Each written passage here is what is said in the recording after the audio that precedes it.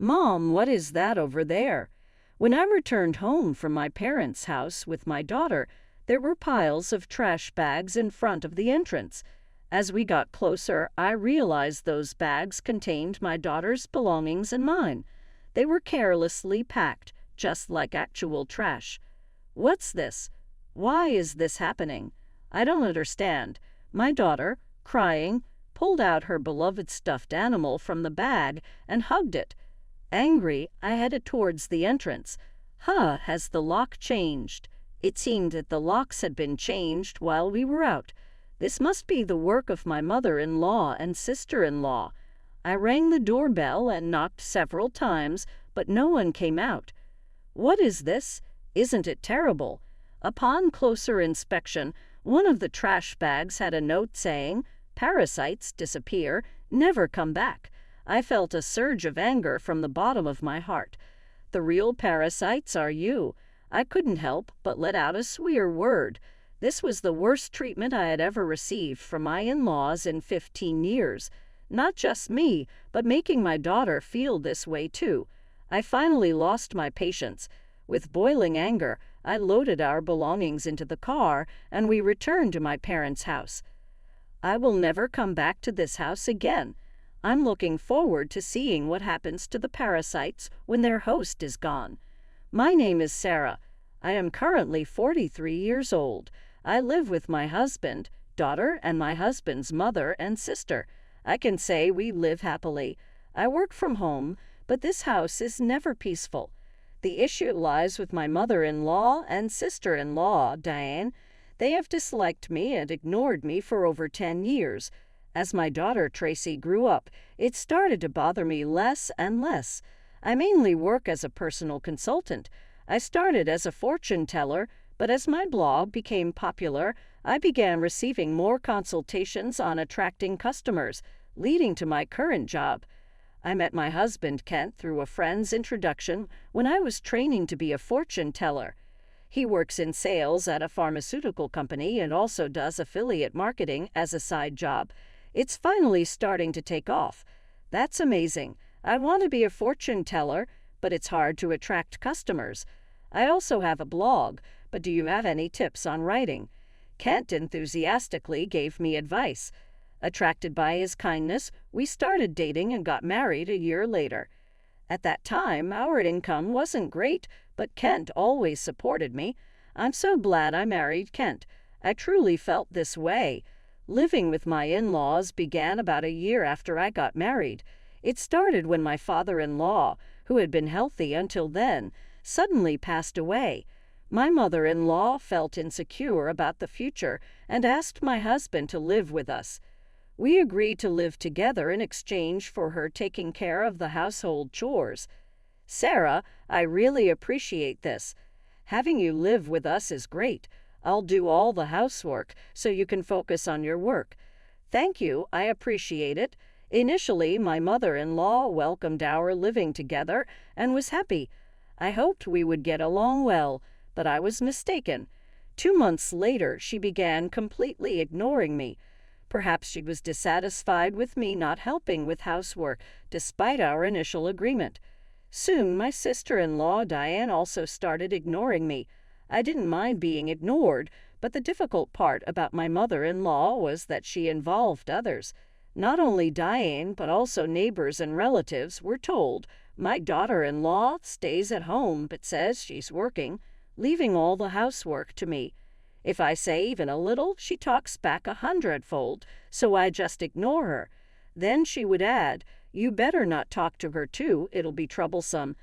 As a result, people around the in-laws' house began to give me only tepid responses to my greetings. I felt isolated, and it was very hard. Of course, I've said, "Please stop spreading strange rumors," but my words were completely ignored.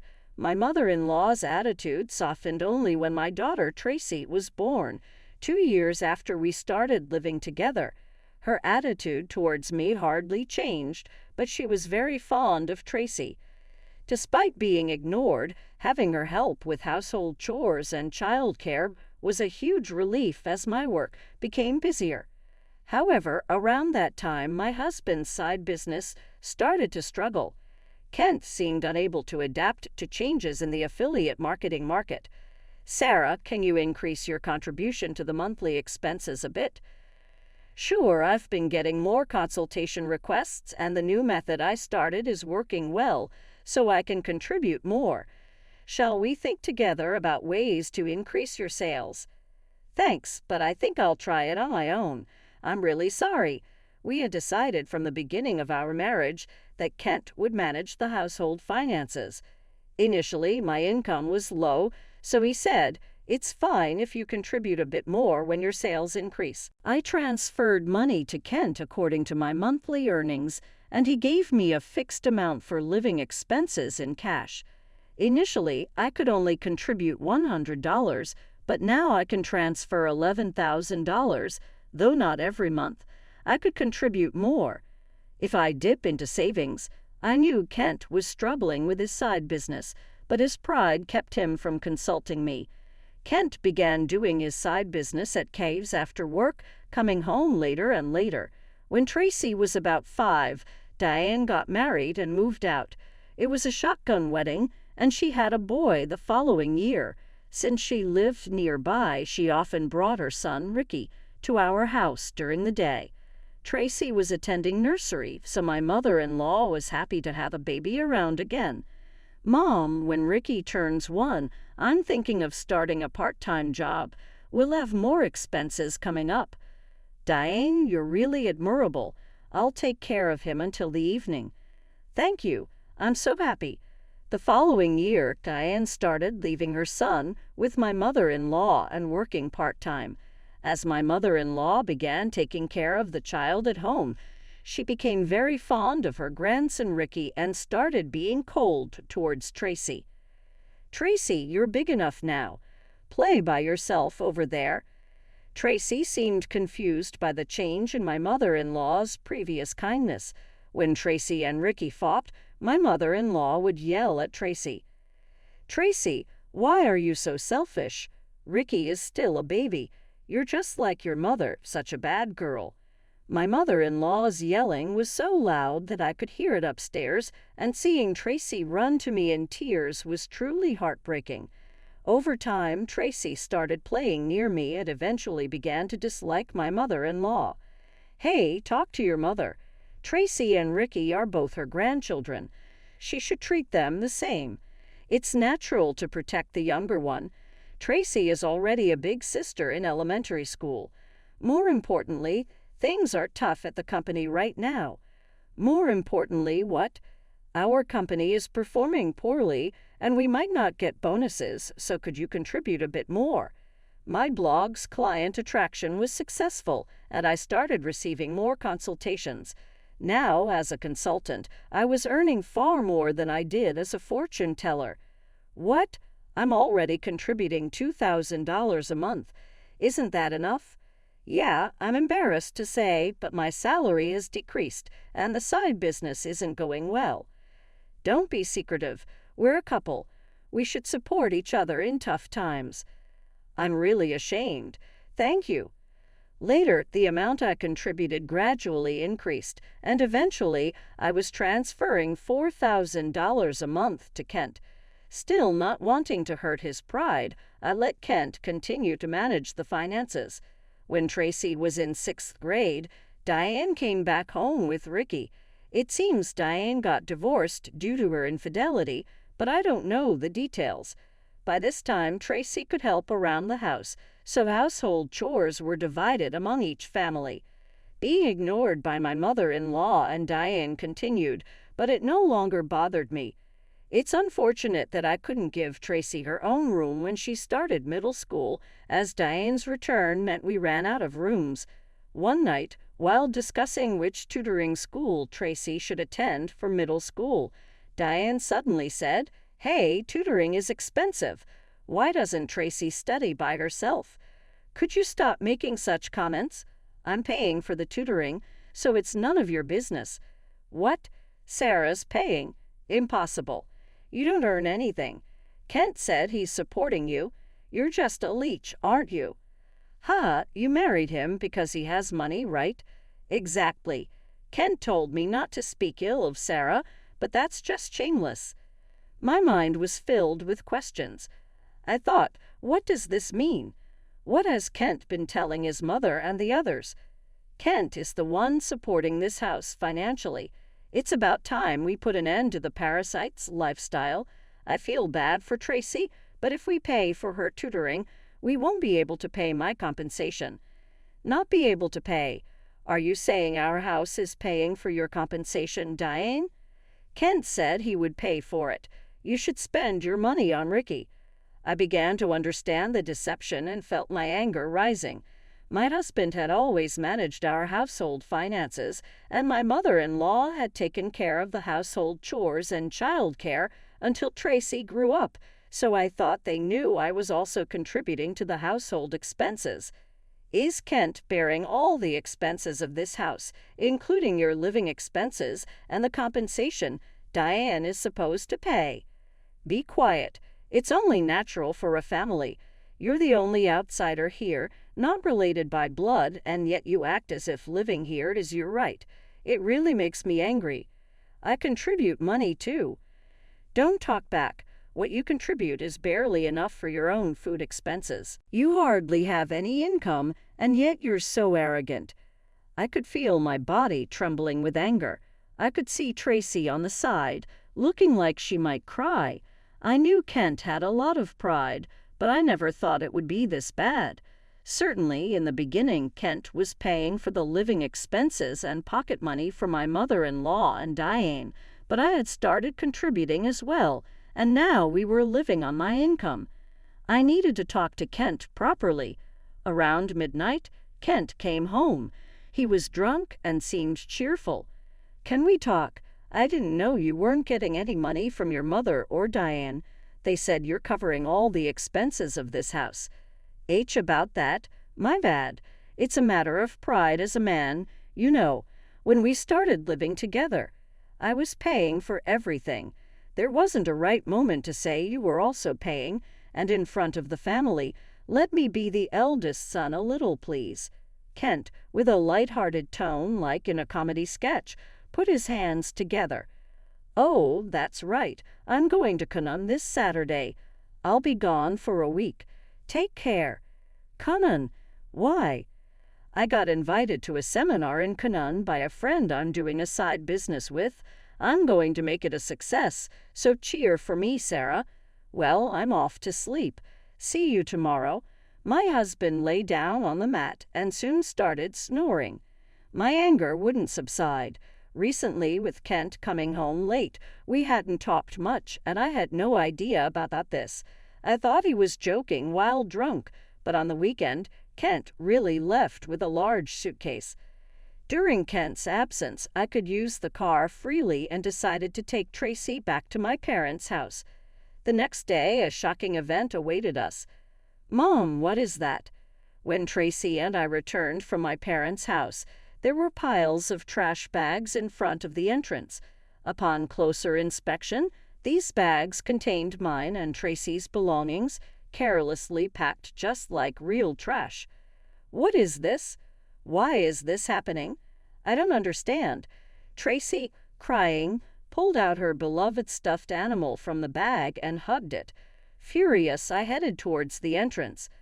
Has the lock changed? It seemed that the locks had been changed while we were out. This must be the work of my mother-in-law and sister-in-law, Diane.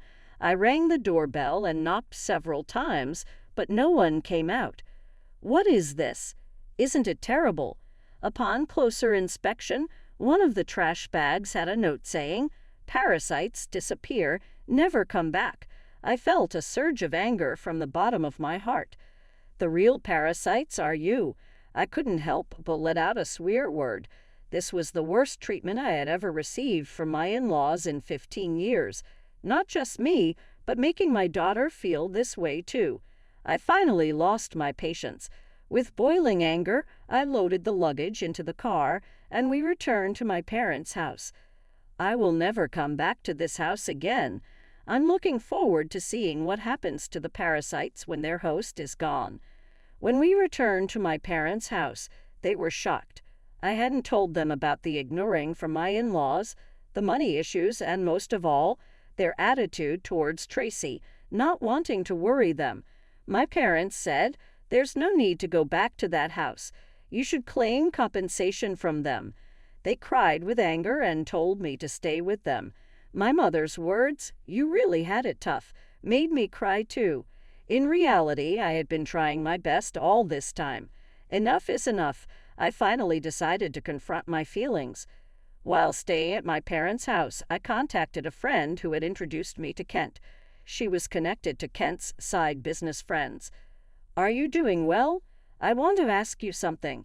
Do you know if Kent's friends are currently in Canaan?" That famous entrepreneurs seminar, right? I was invited too, but wasn't interested, so I declined. Kent didn't go, did he? Yeah, that's right. By the way, I heard Kent quit his job and is now managing a business with his wife. You two must be close. I replied, yes, that's right, nonchalantly, and hung up.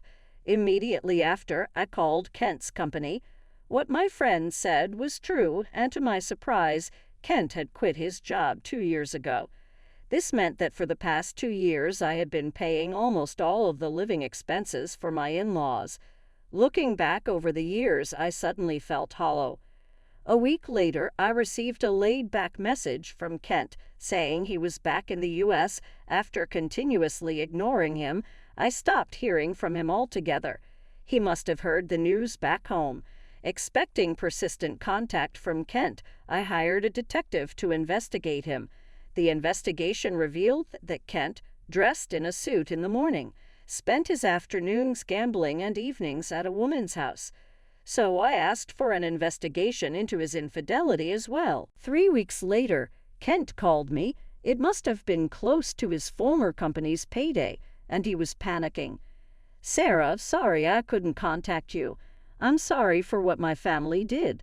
I heard they kicked you out, and I was thinking, why did it come to this? Really, did you tell the truth to your mother and Diane?" Kent quickly changed the subject and said something unbelievable. "Let's leave that house and live in a new home, just the three of us.